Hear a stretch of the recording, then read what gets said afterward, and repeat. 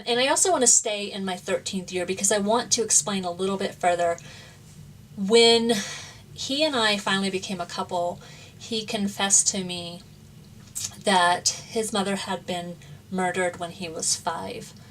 And she was not killed in a car accident. She did not die from cancer. She was murdered in a crime of passion out of jealousy by another woman.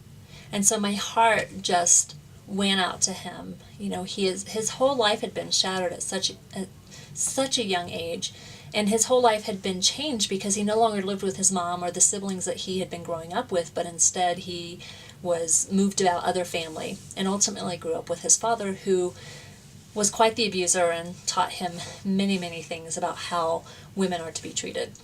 So in his mind, everyone left him. Everyone was always leaving him. And so I didn't want to be everyone. I wanted to be the one who stayed. I wanted to be the one who made a promise and kept a promise. And honestly, I did love him. You know, I loved him as much as a 13-year-old girl could love a guy. I loved him as much as I knew how to love somebody. And now, experiencing real love with my husband now, I can look back and say that wasn't it.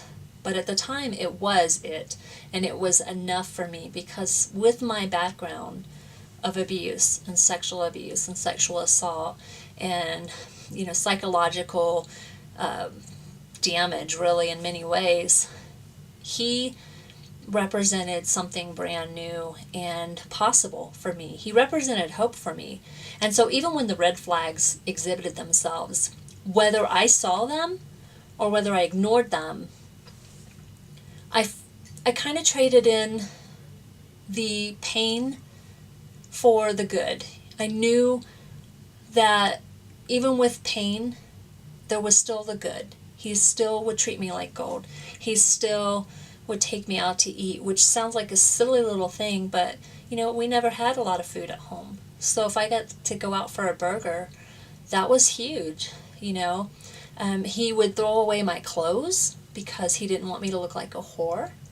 And he would not pressure me to have sex by telling me how often he didn't pressure me to have sex because he loved me so much.